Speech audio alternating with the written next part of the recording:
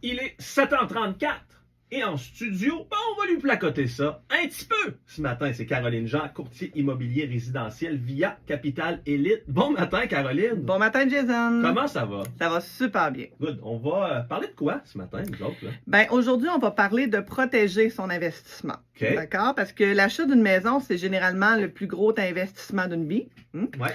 Et on va parler justement d'inspection en bâtiment. Parce qu'une inspection, ça permet de savoir ce qu'on achète réellement, au-delà des apparences. Et là, je parle pas de la peinture, de la déco. Hein? Donc, sans inspection, les acheteurs peuvent découvrir des problèmes coûteux après la vente, sans recours légal, si ces problèmes étaient visibles ou détectables avant l'achat. Ouais. Et là, moi, Jason, j'aimerais ça savoir, c'est quand la dernière fois que tu es allé dans ton grenier? Hey! C'est une bonne question, ça. Premièrement, j'ai une construction de 2010. On a fait construire quand on est revenu à Thetford. Je suis pas allé dans les premières années dans le grenier, ça je te confirme, mais je suis allé parce que mes enfants sont nés en 2013 et 2016. Et là, quand les enfants ont eu l'âge de comprendre en regardant vers le haut avec la petite trappe, les enfants me disaient « C'est quoi ça, papa? On va aller voir. » Donc, on est allé voir, mais c'était pas pour inspecter. OK. C'était pour les yeux curieux de mes enfants, en fait. Là. Mais je suis allé une ou deux fois, pas plus. Là. D'accord. Ben écoute, la plupart du temps, là, les vendeurs, ils savent même pas de quoi est fait l'isolation. Ouais. Ils ont même jamais mis les pieds dans leur entretoit. Entretoit, grenier, même chose, OK? Puis, je vais vous dire pourquoi, justement, vous devriez aller dans votre grenier au moins une fois par année, OK? C'est pour détecter des problèmes avant qu'ils deviennent trop coûteux. Okay.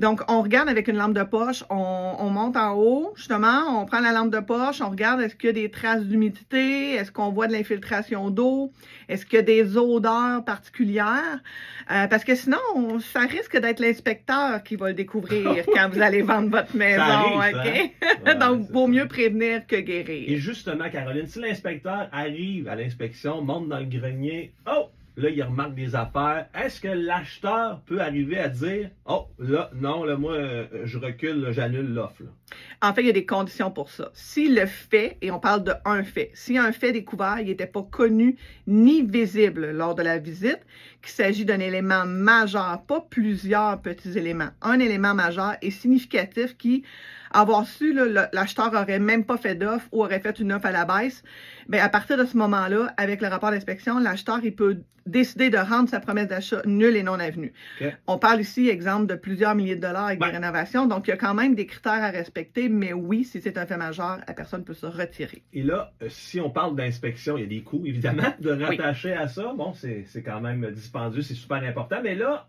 c'est de l'argent. Est-ce qu'on dépense ça pour rien? Comment on s'enligne là-dessus? Non, mais c'est vrai, là. Ouais, souvent, on va me donner le commentaire, là, il regarde les prix, il fait comme, c'est quand même important. La plupart des gens hésitent justement à faire inspecter à cause des coûts. Là, je vous rassure, c'est pas astronomique non plus, là. Mais il faut le voir comme étant un carnet d'entretien, OK? Quand l'inspecteur, il vient, le rapport d'inspection, là, il y a une 60aine de pages. Et là-dedans, tout est vérifié, avec des photos, des commentaires, des conseils. Bref, l'acheteur, il sait quoi faire dans les prochaines semaines, les prochains mois, les prochaines années pour entretenir sa maison.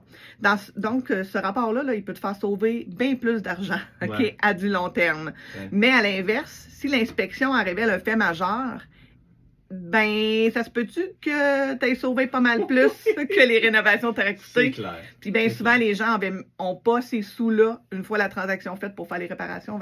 C'est important de faire respecter avant. Et là, on parle de Thetford dans la MRC, tout ça. Les maisons se vendent rapidement quand même. Là, il y a une bonne demande de ce côté-là. Donc là, si on arrive en disant « OK, moi, je suis prêt à acheter, mais je veux faire inspecter », donc, est-ce que ça peut freiner des vendeurs de ce côté-là? Tu as touché le bobo, En tant que courtier immobilier, on est là pour aider à mettre les émotions de côté puis à penser à l'avenir.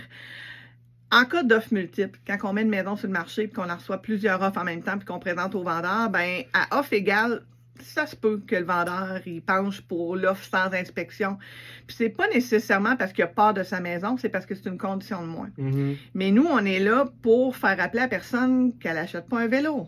Hein? On achète une maison. C'est important de la mettre, cette clause-là, pour être sûr de ce qu'on achète et planifier à l'avenir. Donc, acheter à tout prix sans savoir l'état de la maison, moi, je recommande toujours l'inspection. Puis c'est d'ailleurs notre obligation en tant que courtier immobilier. Et là, je te mets une mise en situation, Caroline. Hein? On voit la maison. Ah, paraît bien. La maison, c'est fraîchement rénovée, cette maison-là. Hein? Pourquoi faire inspecter? Hein? C'est vrai, pareil. Ben, l'inspecteur, il peut voir ce que nous, acheteurs ou propriétaires, on ne voit pas nécessairement. Okay? Un inspecteur professionnel, il a la formation, l'expérience puis les outils pour repérer des signes ou des problèmes qu'un non-spécialiste ne peut pas détecter facilement. Les inspecteurs qui ont des outils justement pour voir où est-ce qu'ils sont les pertes de chaleur. Moi, je n'ai pas ce don-là. À moins que tu l'aies, Jason. Donc, il va voir justement des problèmes de structure qui peuvent peut-être être cachés, qu'on n'a pas nécessairement détectés, des mauvaises installations techniques.